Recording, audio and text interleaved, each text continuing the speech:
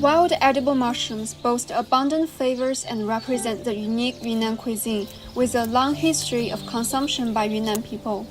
Hence, today we're going to catch a glimpse of Yunnan cuisine through wild edible mushrooms. Hi, I'm Tess. Hi, I'm Caroline. Today we're going to Shenzhen for a Yunnan-style restaurant And exploring the taste of wild edible mushroom by introducing one typical dishes with 6 different mushroom species. Let's go!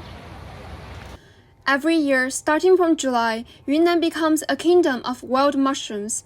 There are over 800 wild edible mushroom species in Yunnan, accounting for 90% of China and 36% of world's edible varieties.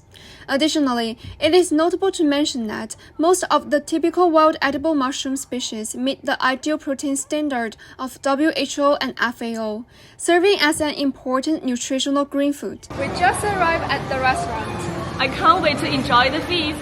Cauliflower mushroom. Cauliflower mushroom is striking with the large, white, ruffled frill and looking like a blooming flower. And as you take a closer look,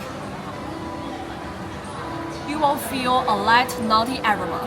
Beyond its unique appearance, this mushroom is also packed with the vitamin C and E and has therapeutic benefits from boosting immunity to anti-cancer and anti-allergic. A beautiful mushroom with truly powerful nutrition.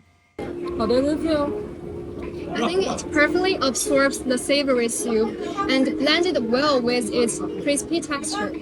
Yeah, I think it's really crunchy and it's just like a plant-based noodle and really fun to eat. Bolete. Bolete is one of the most common wild edible mushrooms on Yunnan people's dinner table, with abundant vitamins.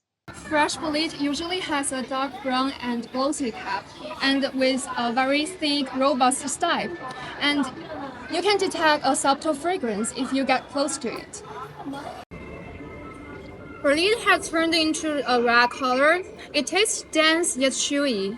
There's an earthy succulence burst in my mouth with each bite. Yeah, I think the special points of the bolete is that it keeps the meaty textures. I agree with you. Coral mushroom. This is a coral mushroom, like its name, looks like a coral. To be honest, it's a little odd or messy at first glance. The surface is rusty yellow. Most of the coral mushroom grows on wood debris, which features branches that are usually streak-oriented, so that they are mostly straight, looking full of energy. I think the texture is more like a good ear and the humble look mushroom tastes good.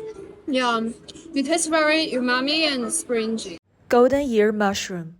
This is the golden ear mushroom. We call it Jing'er, which is golden ear in English, though I think it looks more like a brain. Golden ear mushroom is famous for its medical benefits, such as relieving cough and lowering blood pressure, and multiple cooking methods are applicable. Stewing, frying, or even eating raw golden ear mushrooms are all available.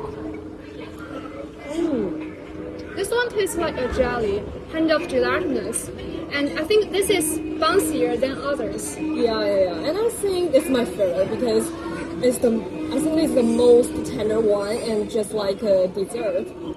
Chanterelle mushroom. Chanterelle mushroom is common in Yunnan. It's done with the yellow bright color and the triangle-shaped cups. Otherwise, they are also very nutritious and it's rich in vitamin, antioxidants, and fiber.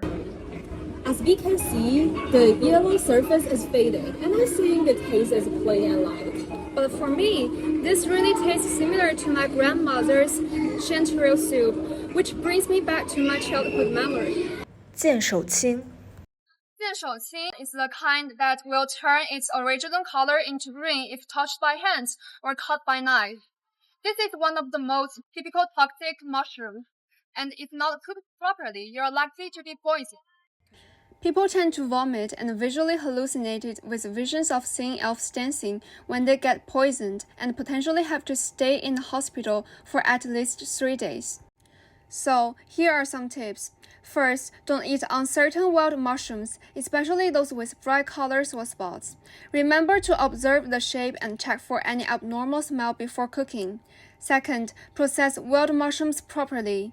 Usually, garlic and high temperatures with sufficient cooking time can remove the toxicity from the wild mushrooms. Furthermore, don't eat wild mushrooms alongside alcohol. Alcohol may cause chemical reactions and produce toxicity. Last but not least, seek medical attention promptly if you feel unwell and retain samples for inspection purposes. Now let's take a look at what customers and staff think of wild mushroom. 你觉得客人最常点的野生菌是什么？然后它的特点有什么？最常点的话就是剑手青还有流杆菌，这两种菌子的话长相相似，但是有一个是有毒，一个是美毒的。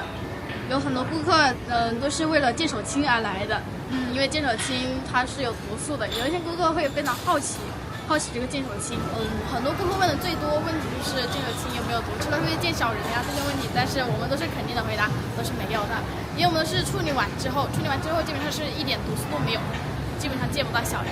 那您觉得这几种菌子种类里面，你最喜欢的是哪一种的口感？我当时去云南的时候吃的好像好吃一点，牛肝菌啊和那个剑手青可能会好一点吧。平时会比较喜欢吃像这种蘑菇类的野生菌的菜吗？